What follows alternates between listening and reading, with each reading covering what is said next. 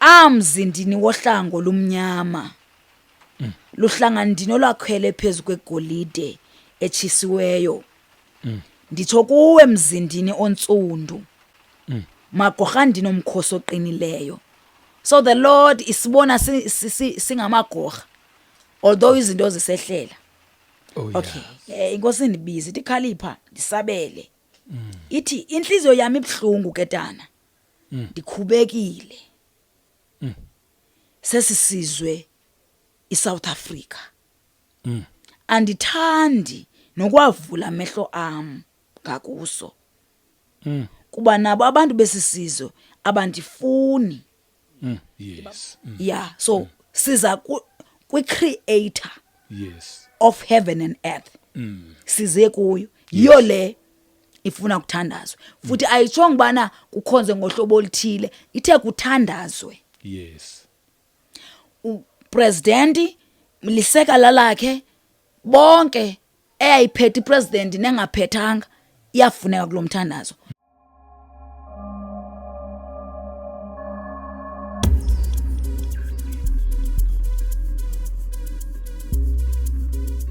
Welcome once again kwikota 2 Media. Igama lami ngumduduzi ngwakashabanga. Ngibingelele abangcwele kwindawo zonke la kufinyelela khona le message. Ngiyabonga ukuthi uchoose le channel. Ngiyabonga ngamanye subscribers, ngama likes, returning viewers, ngokushare, ngakho konke nje okuhle enikwenzayo ukusabalalisa lezi indaba, ukusabalalisa ubufakazi. Ila ekhaya ke sikhuluma nje indaba ezimnandi, indaba ezithinta umuntu kanye noNkulunkulu, akukho kunye. Ngithi nginibonga nginibulisa nje angihambi ngedwa. Sinosisi la silokhu nje ukhona kulamalanga siyabonga nje futhi ipresent yakhe nobufakazi bakhe bujulile futhi buhle. Ngiyabonga nje ukuthi inkosi silethele yena usisi uNomtha Khalipha. Ngiyabonga nje kakhulu sisi wami ukuthi ukhona. Ngiyayibonga ipresent yakho. Ngiyabonga nje ukuvuma ukusetshenziswa inkosi. Uphinde ungayigcini kuwena yewedwa lento, uvuma ukuthi yazini ngifuna ebantwini, ngifuna abantu basizakale ngendlela ezahlukahlukene ngobufakazi bakho vele bazosizakala ngazo. Bathi ke siyakubulisa once again. Amen tata. Yebo. Ngicela ubulisa kwakhona bazalwane. Yebo. Moya ingcwele khona phakathi kwethu. Yes. Ndibulisa ubaba hostileyo. Bulisa ababukeli bonke bekota 2 Media kumhlaba wonke egameni lika Jesu waseNazaretha. Ndikhumbuze ke ndinguNomtha Mboneli ikhaya lise Eastern Cape. Ndiyavuya ke ubanani. Oh yes, siyabonga. Sibonga inkosi nje. Ikuthwale from Eastern Cape wazafika. Sibonga kakhulu. Last sigcine sesivele singene endabeni samosha isikhathi. Last sigcine usisharela lapho kubaluleka kokunakekela abantwana. Sigcine lapho kulungileke namhlanje soyiqhubha leya ngoba thi mina nawe sesiyibonile ukuthi singayiqhubha nini. Okay, soyiqhubha. Nayinto la ngiyazi kunamagama lokho amention thina siyazi ukuthi wena uthe uNomtha. And futhi level igama lika Khalipha. And then manje mangabe uhlangana nenkosi khona lamagama avelayo. And ngiyazi ababukeli bazofuna ukwazi ukuthi lamagama lawa eza kanjani nje like wena kungayichaza leyo. Amen bazalwane. Yes. Into engase nditsho ndingase ndithi before siyezwini ikela lento endifuna ukuyitsho about lamagama. When you always connected nenkosi okanye usoloku uhleli nenkosi. Yes. Yeah, makhe nditsho ndithi xa inkosi soloko ikufutshane nawe. Okay. Ide ibe nendlela eku-understanda ngayo nefuna uyi-understande ngayo. Asenditsho kanjalo. Yes. Okay. Inkosi iyakwazi ukukubiza okay, qala makhe siqale sifunde lapha because naxa ndifuna ukuyiva inkosi yanika elilizwi lapha kuIsaya 45 verse 4. Okay.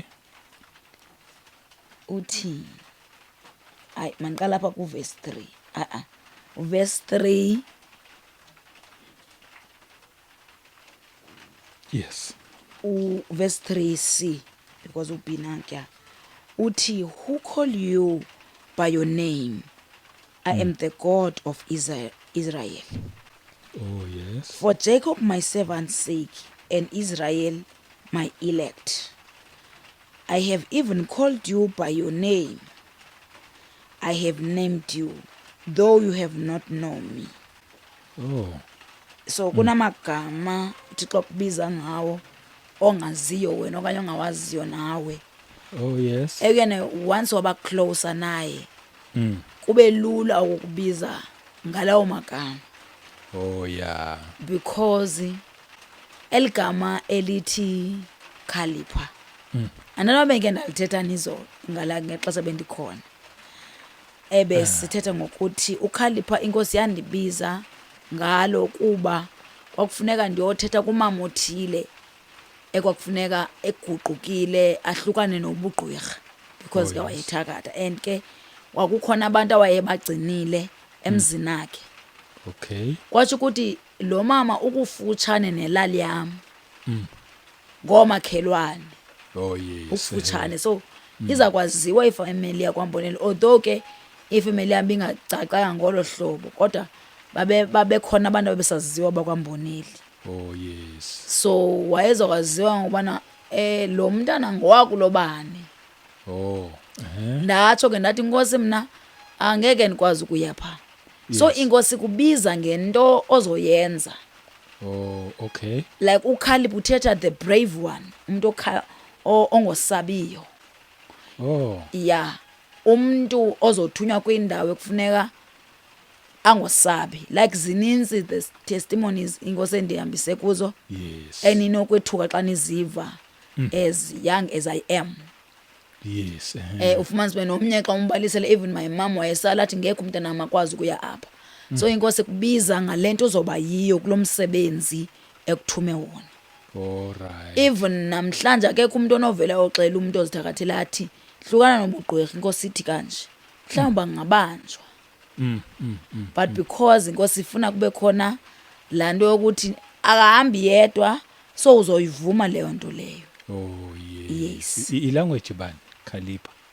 uKhalipha sisixhosa Khalipha. Oh, okay. Yomelela uKhaliphe like uJoshua ijonge silungu uthetha ukuthini kanene uKhalipha in English. Mounted the brave one. uKhalipha be brave. Okay. Be It's brave. Fine. It's fine. Mawuthi isiXhosa ayikulungile. Yes. So and ke ngoku eziba ndihamba ke ngoku nenkosi ezibana kukhona mhlawumbe izinkosi endithuma zona. Yes. Ngizawutsho kanjalo because uyarape uthetha umlwi. La mlwi umama wayengamfuni. Okay. Umlwi uthetha the fighter. Yes. Yes. Kodwa ngesixhosa uyarape uthetha umlwi. Oh. I think ligama lesihebhere. Okay. Umuntu othanda ukulwa, umuntu wempi. Oh. Yes. Okay. So when inkosi ikukhona leyo nto efuneka ndiyoyilwa. Spiritually ke bazalwana kuliwa ngenduku ngoku. Yes. Silwa ngomthandazo ke apha. Yeah. And there are levels zomthandazo ke. Inkosi ekufundisa yona xa ukule zawuthi into le category koluhambo. Yes. Yeah. Because sibiziwe mos ukubana sithandaze sonke. But kunendlela uSathana akujonga nje xa uthandaza. Okanye nje angena kunemithandazo. Yes. Eyenza ubusathana nobe bengazimiselanga ukusuka kulowo muntu. But because of ilevel lomthandazo. Oh. Yeah. Ahambe. Kunemithandazo uyazi uba noba uyathandaza like xa uzawulala inkosi ndiyabonga ubonga and then ulale.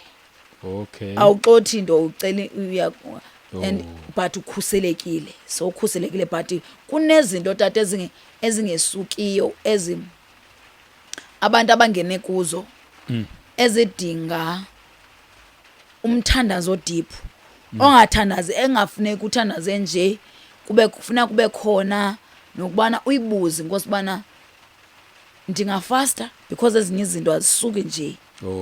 Yes. Yes. Nokuthi ukholwe ukubana lento endiyithandazela iza kwenzeka. Yes. Because ukuthandaza uqomba hayi andiyazi noma iza kwenzeka nale into uzive futhi ba lena ijike apha but lento yokukholwa ukuthi into ethile uyasebenza ke uThixo ngefaith emntwini. Yes. Yokuthi uthi nomuntu ekufonele sithi ubani uyagula andithethi nje ndithetha ngento oyiva ngaphakathi ukuthi uvela uthi hayi mama uphilile mbambe ngesandla and then you pray Yes. aphile same time. Kodwa ufuma sengenye imini uzawuthi uthi mbambe ngesandla athi hayi usagula. Yeah. Which means ukholo lunendlela ethile yokuhlala emntwini lihamba nokuthi uma undawoni na noku ne faith ne level yomthandazo. Yes. Lento funeka lento ithi funeka uhlale usemthandazweni ungamnexesha lobukubande uphinde uthini. Yes. But ke usemhlabeni kodwa ke uyazibona that andisekho kwi-position yami phinde ubuyele again because Satan ukufuna kanye xa ubanda. Yeah. Uyabona once wamana uphuma ungena umana ubanda ubashushu uyalazi Satan ixesha into ekwenza ubande azise yona kuyo so that azokwazi ukuattack. Okay. Yes. Yeah, so uyarep uthetha ukuthi umlwi lo muntu ndimbizele to fight. Yes. And then ibe uNaomi ke inkosi yayinibiza ngayo mhlawumbi uNaomi uthetha bumnandi bam my love. Okay. Igama elimnandi. Wena inkosi ikuteketisa khona leyo nto yenzileyo waze wayenza yaphumelela kungekho zinto zakuskwila zoba mhlawumbi ukhalaza okanye mhlawumbi inkosi ibingaqinisekanga that uzawukwazi okanye andiyazi ukukhuthaza that you are my love. Yes. Because buyanitsho and then uyedidiya uthetha untanda yam. Okay. My love nguyedidiya and then uNaomi uthetha bumnandi bam. All right. Still futhi igama elimnandi. Isekwali yes. All right. So uyedidiya uthetha ntanda yam uthetha my love. So inkosi inalo uthando guys not all uthando lasestradweni. Yeah. And xa uteketiswa yiyo ngaze ingangayeki. Inkosi yakwazi ukutreata ezomuntu omdala. Yeah.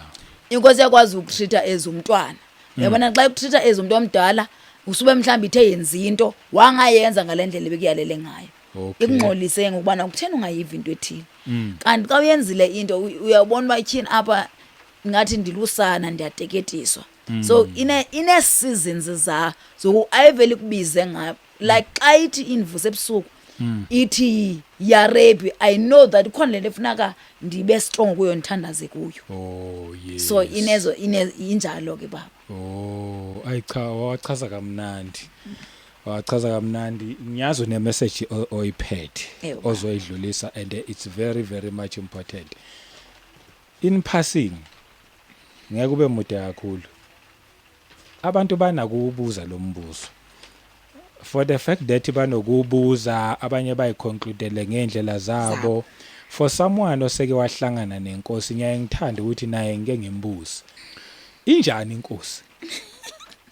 Umlungu, iBhunu, iChina, umJuda, onjani? Omhlophe, omnyama. Hayi babu umuntu nje mina nikaze ndawumbona umlungu because lo muntu ngexesha wayezichaza ukuthi yena he is the cornerstone, he is the one ngelaxesha wayengekazivezi kum. Yes. Wayeziveza ndandiyana ndibone nje ezinyaweni zakhe kuvutha umlilo.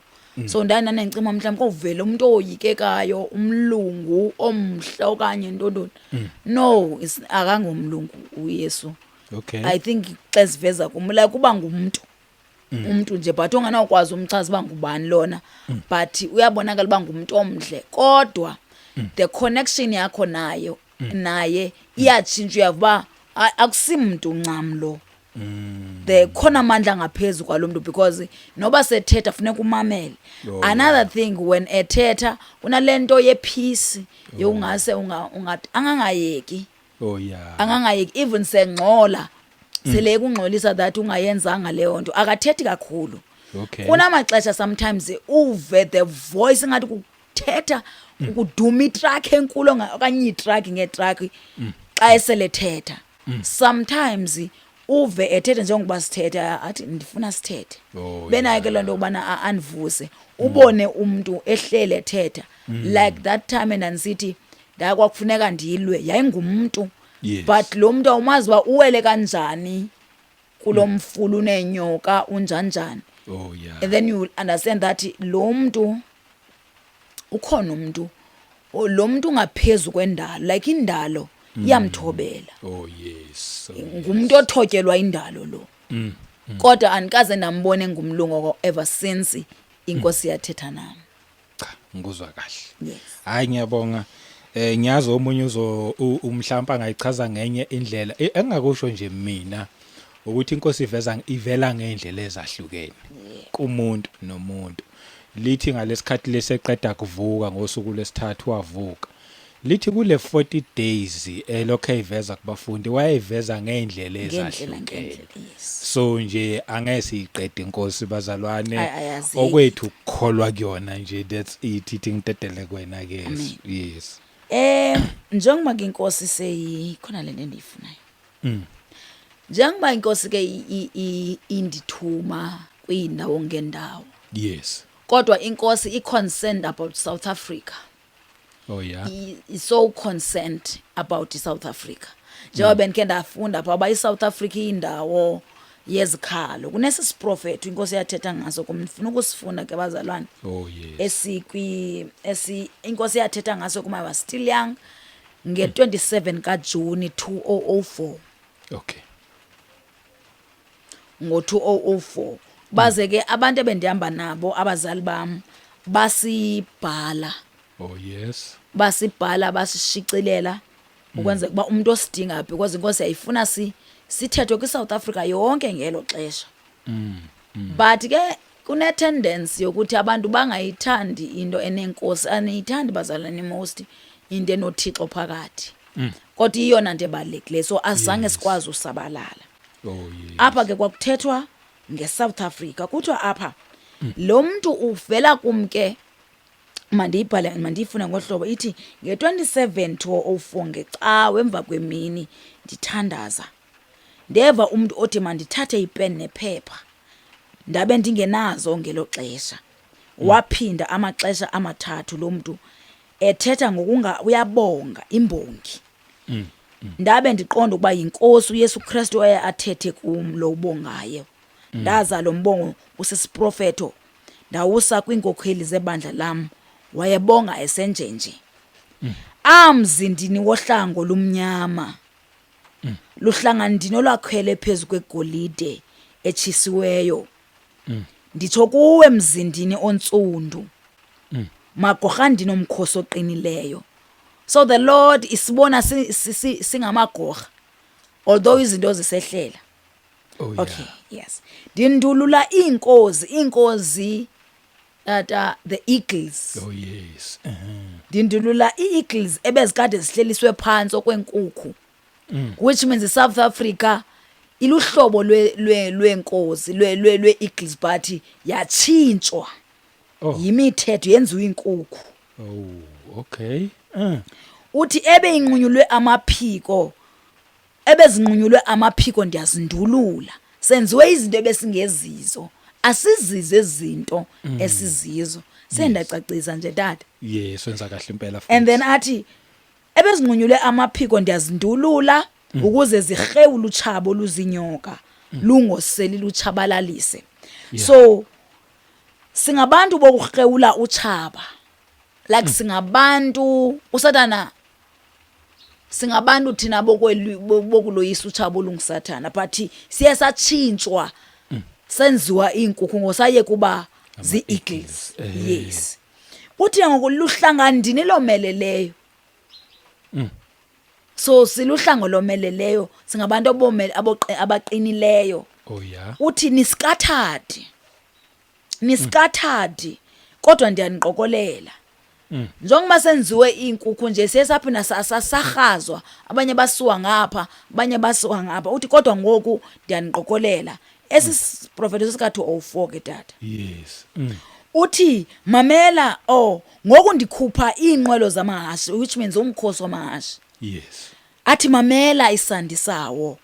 Mamela izinqi, isinqi ithe the rhythm. Oh, okay. Mamela isandi sawo, mamela the rhythm yomkhosi, izinqi zomkhosi oqinileyo. We are the ntoni umkhosi tata? Umkhosi ngabantu abakhutshwe uye bayehulwa. Warriors. Yes. Oh, okay. We are the warriors. Uthi ke uthi mamela izinqi zomkhosi oqinileyo, ukhulula uhlango licinilezekileyo. Sikwangabo nabakhululi. Singumzi omnyama. Akatshonga ubana ka KZN or amaXhosa kodwa the black people. Oh yes. Yeah. Uthi ke ngoku lumka gorha ungeyeli, uphinde lo mbongo uza kwakuthi thina ababiziweyo. Uthi be careful ungeyeli. Ndinqule ngengoma. Worship me with songs. Oh yes. And bethela uhadi, ubethi drums ndumiso 100. Asizuyifunda. Ingqongqo nemirhube zinhlobonhlobo ezibethwayo. Oh yeah. Ndinqule ngamacance adumayo, which means iziginci nentontoni, amagubu. Ndidumise ngenxa yobugorha bam. So amagubu guys awabethwa ngamagqirha. Oh. Odwa. Yes. Zi-instrument uThixo afuna simdumise ngazo. Mangathi xa ubona igubu libethwe ecaweni uthi ngamagqirha baya izangoma, hayi. There are instruments ezimele uba zidumise uThixo. Uyeke lo busathana the instruments zikaNkulunkulu wazimisa ukubana ibe zezakhe. The time inkosi siyiteam kwakukhona abantu njengoba sasingaba uThixo wena abantu ethi mina ndingumphathi mkhosi. Kubekho abaphathi izixhobo. Ezi zixhobo ke zezigitha nezintoni. And then kubekho abahlabeleli. Oh yes. Sasingekazi into ngelo xesha. But kwakuthi xa kufuneka sibethe igitha, singena giti, sibetha apha emadolweni kaTamci and athula amamela okanye sibethe izitulo. And then ke abe secacisa ubana inkosi ifuna ukudunyiswa. Oh yes. Yetata there is a sound engena ukwazeka xa inovela sihlabelela inkosi. Okay. Yayiva lethu uyahlukile. Sithi we are blessed. Kunendlela inkosi enqulwa ngayo you will never understand it. Yeah. Yeah, so inkosi ke ifuna ubethela uhadi ya. Kholondo ke baza nokuthi ningathi amanantsika amagubu ngaba amagqirha. Izinto zikaNkulunkulu ezi. Yes, yes. Ithi ke ngoku wena usekelwe elinqulweni. So thina singabantu bonqulo. Sidalwe the foundation yethu iphansi kwe-worship. Oh yeah. Wena usekele elinqulweni, ndinquleke ndizokhulula into zakho.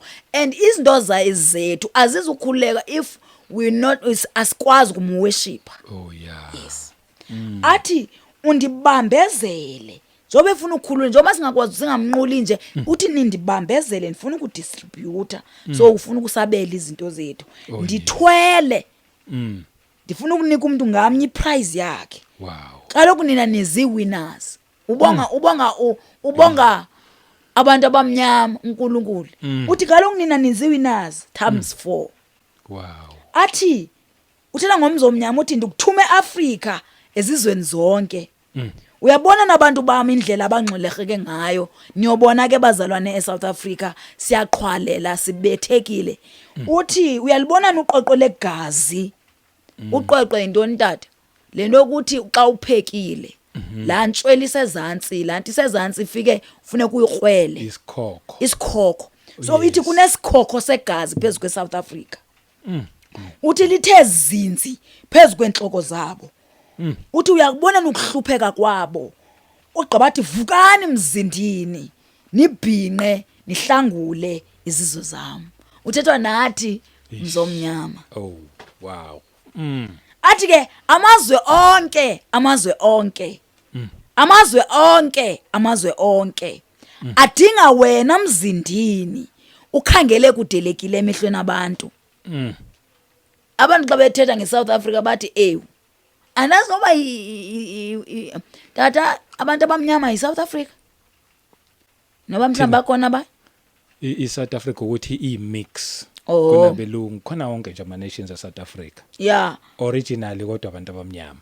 Uthethwa ngathi okay uthi amazwe onke adinga wena mzindini udelekileyo emehlweni abantu. Kodwa indoda egqibeleleyo xa umuntu esondele wakubuka wakondela. When someone's come to you, yes, uyindoda. You are a man egqibelele. Hayi.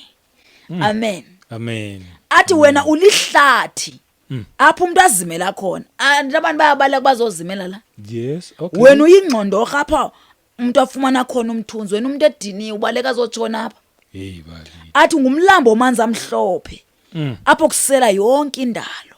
Yo. Athi uyindlezana embele ubhonxileyo uyehlisa abantu bayancanca kuwe.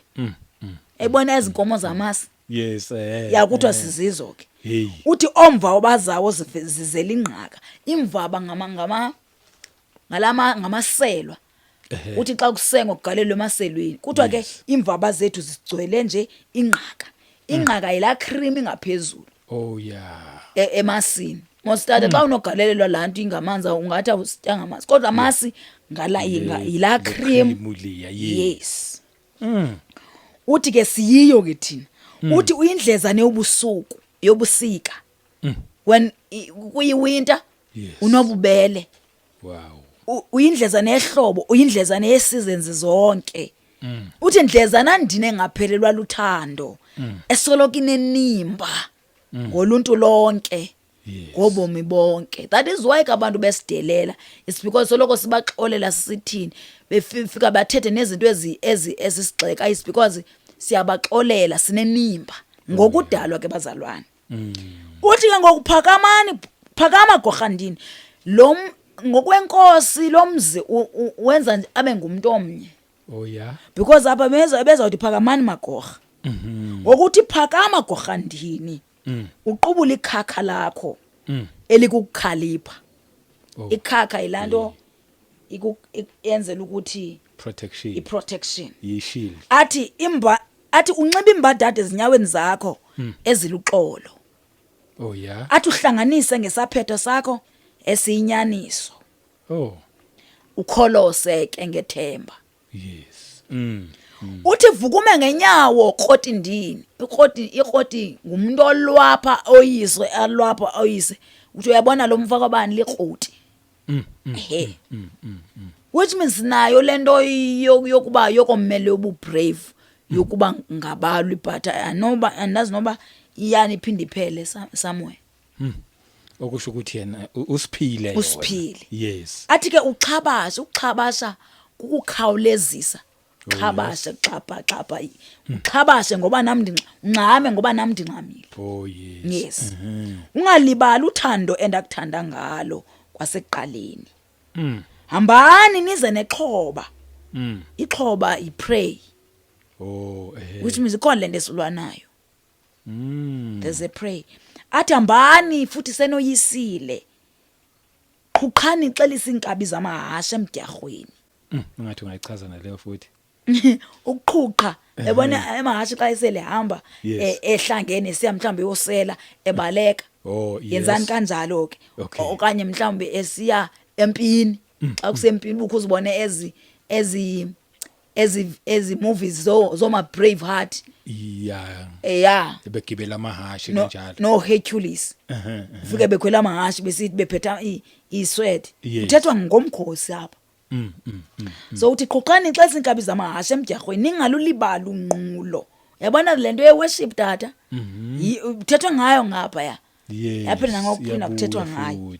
Agqiba athi hlutha uthimbe ubuncwane bazo like ukuthatha into uyithimbe kodwa ke ngoku uzothathe eyalapho uye khona singabantu bomlo sithunywa apho sithunywe khona yes kodwa ke uvile nje apha athi amazwe onke adinga wena so siyohlutha izinto ezizezethu ezathinjwayo le ngoba sinento zethu ezathinjwayo athi ke uyaqonda na kuba iAfrica lilizwe lam akathi South Africa ngoku Africa uyaqonda na uba iAfrica lilizwe lam njengoba lingumthombo wenhlupheko nje yo side sine grant njengoba lingumthombo lenhlupheko nje ilulwandle lwenyembezi ikhaya lezikhaya siyakhalaza ikhaya lezikhalazo namhla sisijuyile semvakalelo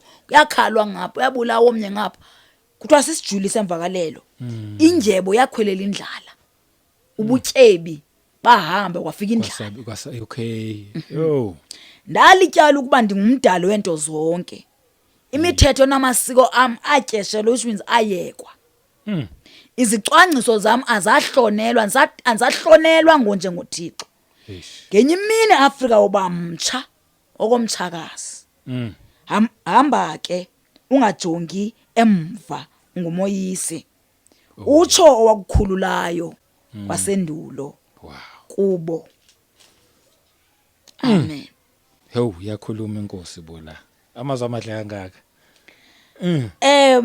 ndithi ke tata njengobana ke kukhona isinye ngo endifuna endizawusithetha emveni koba ndithethe lento inkosi emema wonke umuntu emema president wethu baba utamkhulu Cyril Ramaphosa yamenywa nkosi yam yamenywa inkosi yes ndayibhala ke nayo tata njengoba uyibona ndiyibhalile oh yes inkosi nabantu bayo tata bathembileyo apha eSouth Africa okanye apha eAfrica ekwaziyo ukubeka ithemba layo kubo yes ekwazi ukubathemba yes nesike isiprofeto uthethwa ngayo but ke ngoku ngelixesha inkosi ibiseyicaphukiswa zizinto ezehle eSouth Africa oh yeah ithi apha I am sending forth my remnant iremnant ngabantu nje abayingcosana abaseleyo oh okay yeah yes it I am sending forth my remnant victoriously but I say amagwala mawajike which means kusempini apha come and okay andiqale apha mana ngayifundile indawo ndifuna uthi ithi the Lord says okay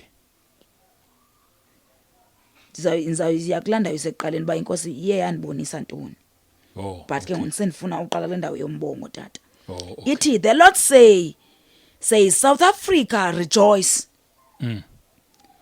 because the time of your full redemption has come ibhalwe ngesilungu le njengoba lena ibhalwe ngesixhosa yes and lo muntu andiyitolikanga lento njengoba edibanise isixhosa apha athi ni scattered nizi winners injalo and the leaders asithi afaka isixhosa yathi ngosi no ndibhale ngamabomu lento uyijintsha yithe ni scattered ngamabomu kulento nalapha kuthethwe isilungu apha kodwa uzawusiva basikhona nesixhosa okay yanini le unyaka lena ya last year ku2023 okay yes ithi the Lord says South Africa rejoice because the time of your full redemption has come the one who is merciful has rent the heavens and has come down he has touched the mountains and they are blazing with fire and smoke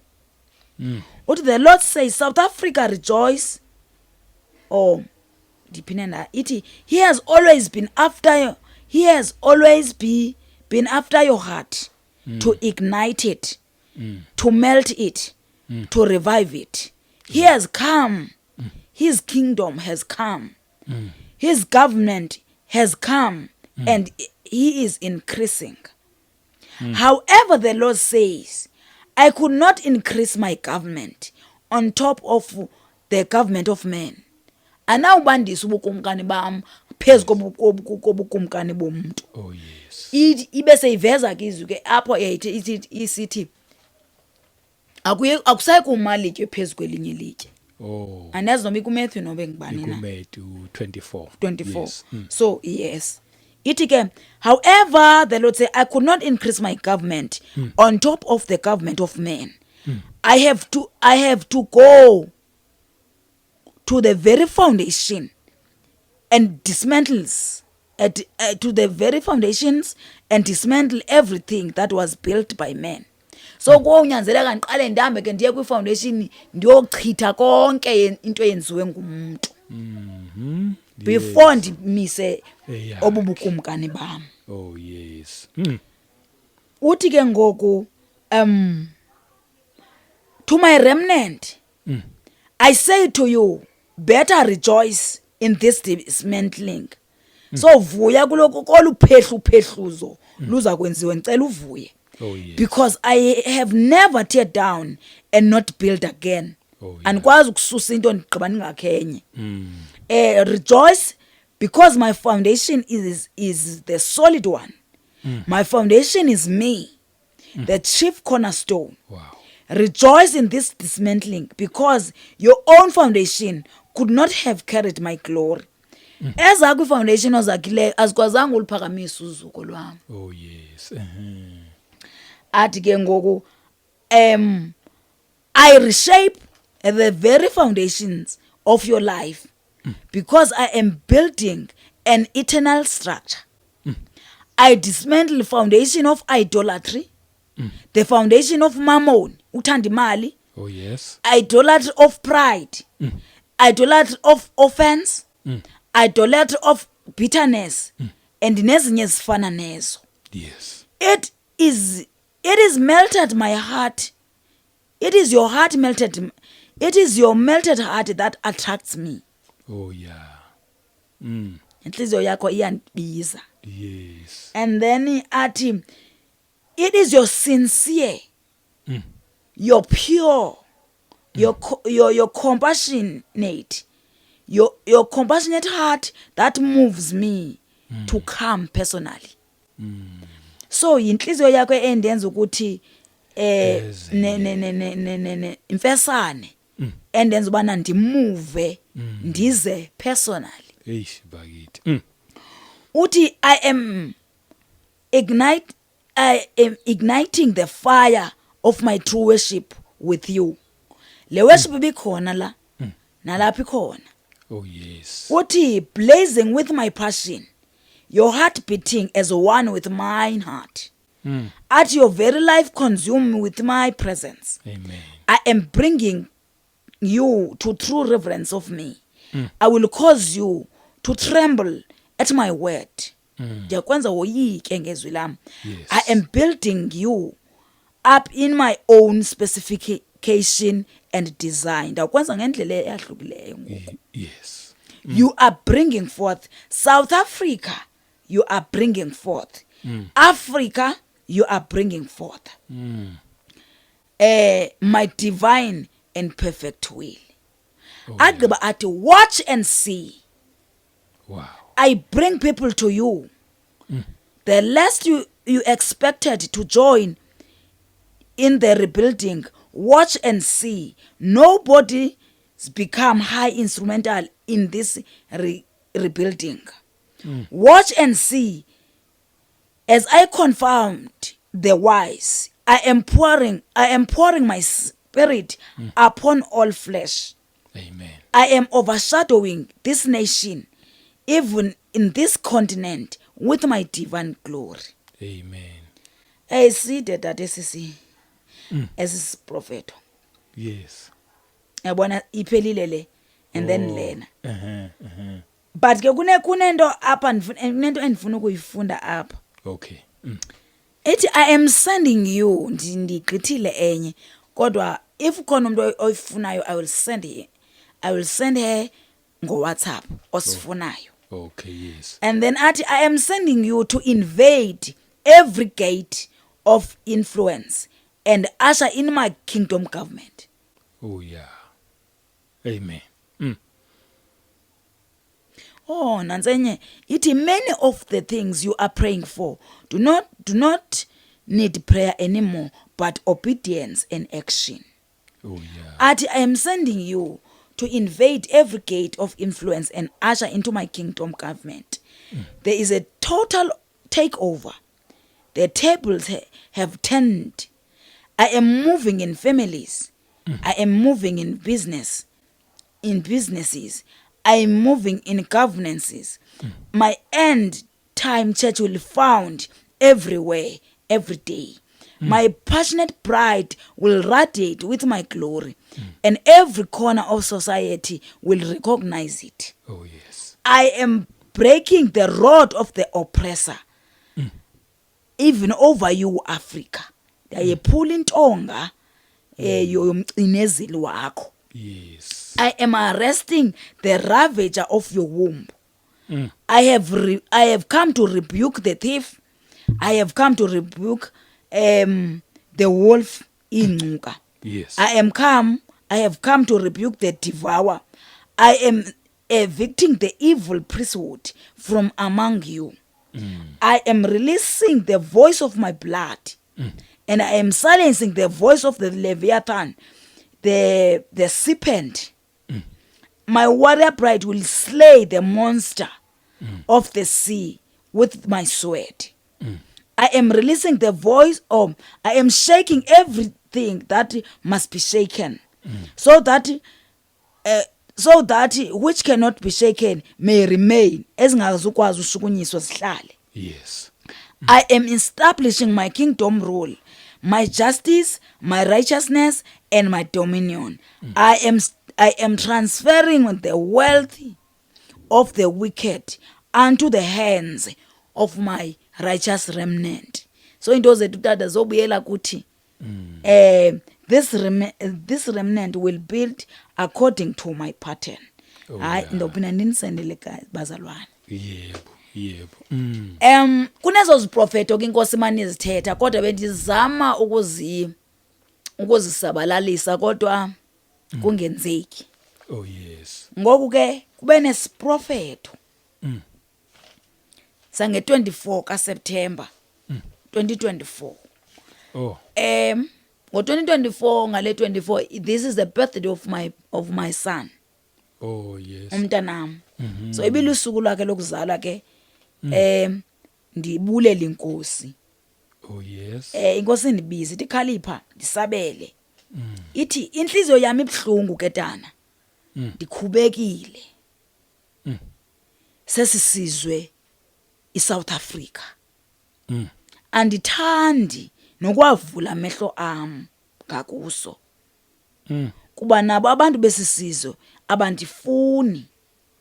Ndibabhlungu xa ndiniva nisithi nakwehlelwa zizinto nithi ndithuleleni. Phofu mntanami nisukile endaweni endinibeke kuyo. Ukuba sihlangane kuyo nizakhele izibingelelo zenu. Niyaqhumisa niyanqula izinto endingazenyulanga. Besukile abantu bami emendweni wami ngoko ke ndiyakuthi cwaka. Yo. Ngoko ke ndiyakuthi cwaka nam. Ndibese ndibona kubhalwe kwinto engathi iprojector Isaiah 1. Cela simfunde tata. Okay. Safunda apha esiXhoseni mina. Okay. Uverse 1. Okay. Imani ndicela uyifunda apha esiXhoseni uzayifunda. Andazi nokuba uzoyifunda na tata. Kodwa ndifuna ucekisa ngale ndlela inkosi ibiyithetha ngayo. Hayi, ifunde. Ithi uverse 2. Uthi yivani mazulu bekani indlebe ehlabathi ngokuba kuthetha uYehova. Uthi ndikhulise abantwana ndabondla besuka bakreqa kum. Inkomo iyamazi umniniyo neesile. Liyawazi umkhombe wesitali senkosi yalo. Ke yena uSirayeli akazi. Abantu bam abaqiqi. Luhlanga lonayo. Hayi luhlanga lonayo bantu banobugwenxa. Mbewu yabenza ububi. Nyana bonakalisayo. Bamshiyile uYehova. Bamgibile oyingcwele kaSirayeli babuyela emva. So njoba ithi akakwazi ukusijonga nje sisukile kuye. Ayike mina ndiye ndavele ndazicelela uxolo. Oh yes. Ndathandaza ndacela uxolo nge-15 kaNovember nge-24 ka-24 yathi ndathi ndisandokulala kodwa ndingenabuthongo bungako. Ndeva ubuthongo bumnandi ndalala. Ndabona ndime entabeni kusibekele wena kuzoduduma tata. Oh yes. Usibekele kule ndawo ndihlala kuyo kungathi kuzodlula itornado. Kwavele kwamnyama ndawo yonke like kwamnyama kwehla imvula.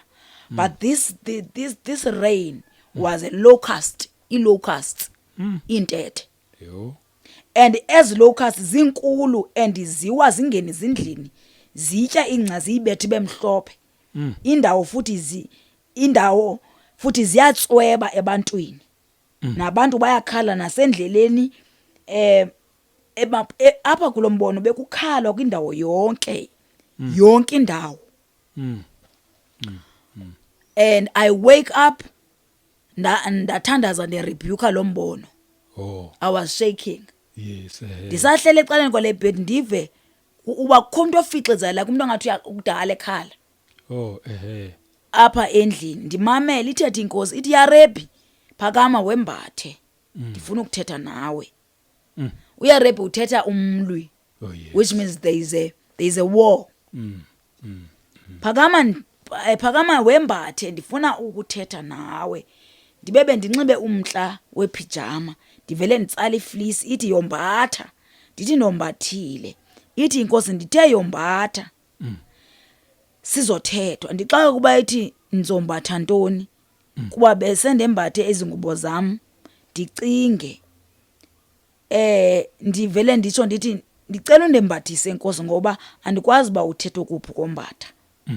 Ithi inkosi uncedile utsho ibeke isandla emagxeni.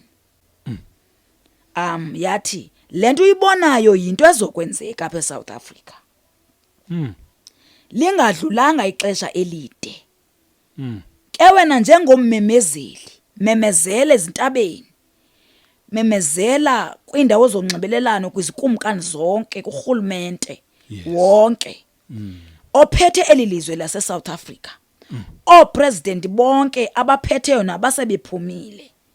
Uba ndithi ndidiniwe kukunyamezela ububi negazi eliphalala every day. Liphalala ngamabomu. Ithi ndithi kubo lona ngumhlaba wam. Eli lilizwe lam. Ngabantu bam aba makubuyiselwe imali kubantu ekuthengiswe kubo kwathengisa uhlanga lwam babuyisele imali kubuyiswa abantu bam baze kundikhonza. Ndicela uyiphinde. Yes. Undivile that. Angayiphinda ngizoyizwa kahle na. Uthi ndidiniwe kukunyamezela ububi negazi eliphalala every day. Liphalala ngamabomu. Into yangabomu le. Ayo mistake. Yes. Yithi kubo lona ngumhlaba wam. Yes. Eli lilizwe lam. Aba ngabantu bam. Makubuyiselwe imali kubantu ekuthengiswe ngayo uhlanga lwam. Kubuyiselwa abantu bam kumbaze kundikhonza. Which means sithengisiwe tata. Oh yeah. So abantu abathengise ngathi mabahambise imali. Yes. And then ke kubuye thina. Sawukwazi ukuthi sikhonze kahle. Yes. So ithetha lento ke kubantu abaphetheyo. Andazi noba kunemali bantu tamkhulu Cyril Ramaphosa Tata Tambo Mbeki Jacob Zuma babu Jacob Zuma mhlambi kunento eniyaziyo ngokuthengiswa kwethu kodwa kuthiwa ngoku mayibuye lo mali mayanjiswe lo mali kuzobuya uhlanga because elilizwe elilo enkosi ngoku kuthengiswe ngalo. Ithi ke ngoku babuye abantu bambaye kundikhonza kungenjalo isikhalo esakhalwa eyiphutha kusweleke amazibulo the firstborn siyakuba ngaphezulu apha eSouth Africa. Kunesikhalo sasiyiphutha kuyokhala abaphathi norhulumente amabambela nabaphakathi buyiselani ilizwe lam kum buyiselani abantu bam mabakhululwe emveni kokundothuka. Ndathi Nkosi ndiyabonga ukuva kodwa ndinokwazi ngoba ndimncane for lo msebenzi. Andigqamanga andaziwa ndaye ndiyesaba. Tsho mna ke tata. Yes. Because ke tata izinto azilulanga awunovela usuku uyombiza uyothetha loo nto. Yes. Ndiyoyika uhamba ndodwa andizazi nezirhuluneli ziphi zihlala phi. And ezirhuluneli ziyagadwa. Yes. Kuvela amagama amakhulu. Exodus 23 verse 20. I think ngulowa ndithume isithunywa phambi kwakho. Oh, yes. Uye ndithume isithunywa phambi kwakho. And then ibe ngu Isaiah 41. Okay. After ndithende uyika ke tata. Isaiah 41 verse 10. Uthi musukoyika kuba ndinawe. Musukubheka kuba ndinguThixo wakho. Ndikukhalipisile ewe ndikuncedile. Ndikuxhasile ngesandla sami sokunene sobulungisa bam. Yes. Yabona bayakudana bahlazeke bonke abavutha umsindo ngawe. Ayakuba into engento adake amadoda abambana nawe. Don't talk to me, talk to my lawyer.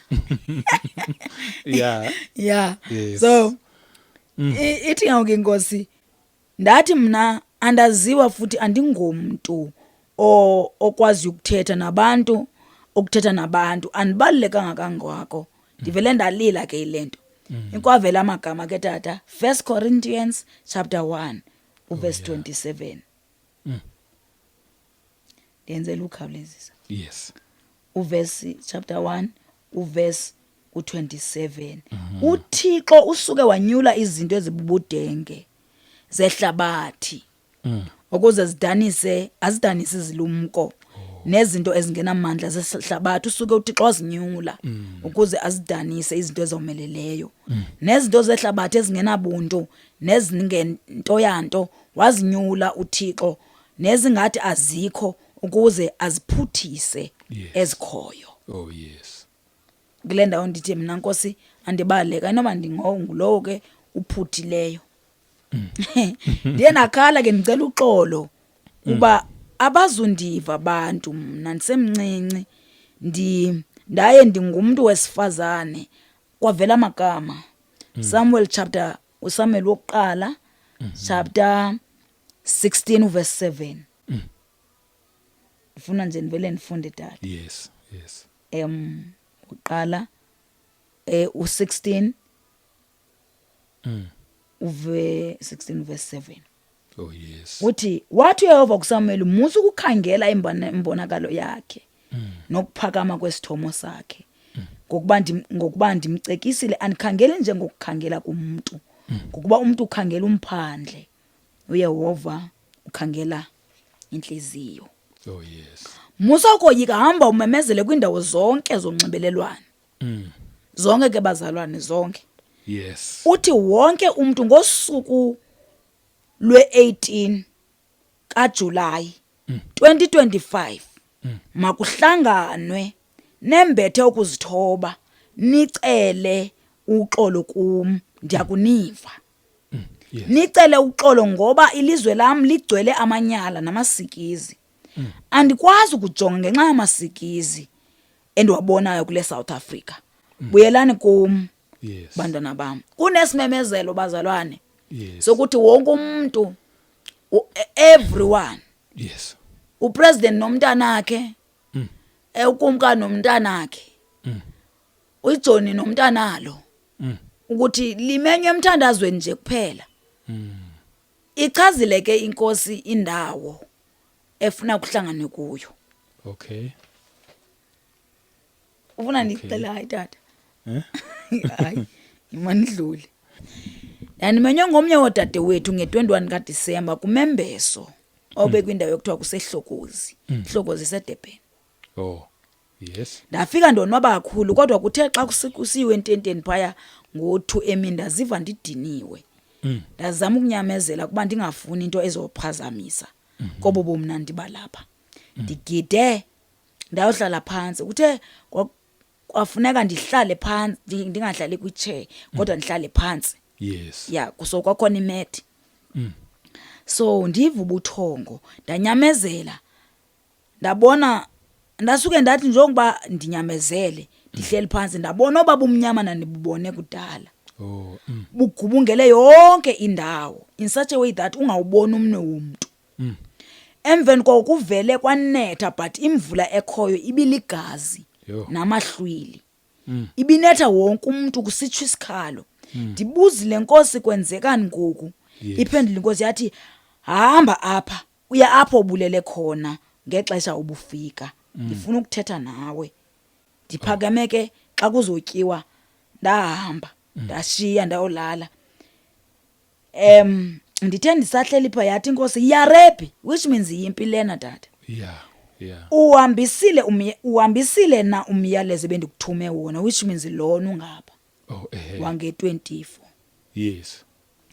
Umyalezo wona ufikisile, uhambisile na umthetho wami bendikuthume wona ukusukela kumphathi welilizwe uRamaphosa nesigqeba sakhe. Akatsho uba utata. Kodwa mina ngicela ukuthi utata uRamaphosa ngenxa yokubana uyi-president yethu. Yes. Ugqithisile na umyalezo kumphathi welilizwe utata uRamaphosa nesigqeba sakhe. Ndathi hayi andinayo inamba yakhe nenamba yabo. Yathi uthethile nezikumkani nenkosi, abafundisi belizwi, abantwana nabazali ngalento yokubana ndifuna kuvalwe iifemeli zonke ziyohlangana ndawoninye. Kuthandazwe kum kuba ndikhubekile. Ndithi wonke umuntu, ndiphendule ndathi aba bantu ndithuma kubo andibazi, abazundiva mna. Abandazi. Ndibona kuvela amagama amakhulu abhalwe kanje, Ezekile 33 verse 1. Bazosifundela ababukeli. Yes. Benifuna uyotyhila but bengenamandla. Ithe inkosi, hamba njengommemezeli kwiindawo zonke umemeze. Uba ayenziwanga lento, uba awubangakho lo mthandazo, isikhalo negazi, ukufa kwabantu nendlala iyakuba khona. And ndiyakukhala, ndizivale indlebe zam, neengcango zezulu ndiyakuzivala, ndingabiseva. Akubakho mhlanguli ukusuka kophetheyo ukuyotsho elisaneni.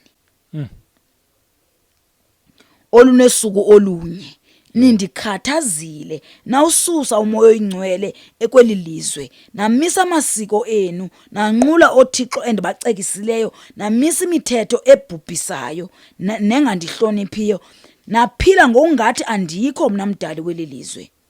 Ndiyakwenza into eningayaziyo. Kudala ndithumela abantu kubaphathi beli lizwe bangandihoyi. Nditsho okokugcina ukuba buyelani kum, nibuyisele umoya oyingcwele wam eSouth Africa. Ndoninika ithuba lokuphatha. Nibuyisele umoya wam eSouth Africa, ndaninika ithuba lokuphatha eSouth Africa, nasuka indawo yam nayenze ialtar yokubulala abantu bam bephila. Amagazi ayimijelo. Phendukani nenze okuphambeneyo.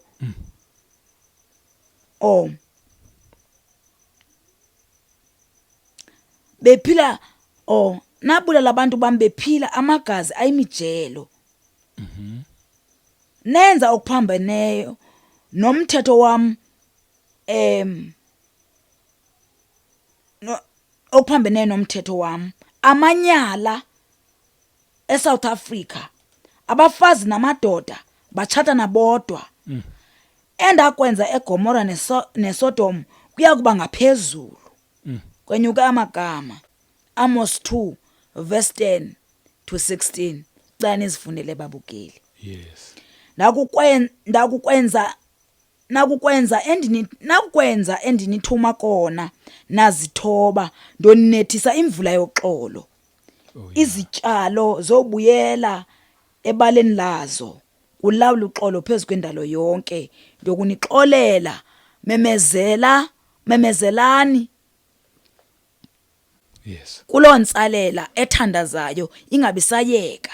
Bambanani kude kufike olu suku ndilunyulileyo kulo nyaka lo mthandazo Khalipha olulugonyo lwento ezayo andithi besigonyela iCovid yes so lo mthandazo lo ngulugonyo lwakwamoya oh yes lwento ezayo embi eyosabekayo ndiyazi kukhona abangazuyinaka lento ukanti inyembe zinesijuli sabo siyakuba njengengoma enganakwa umuntu ndiyowuvula umlomo wami ndithi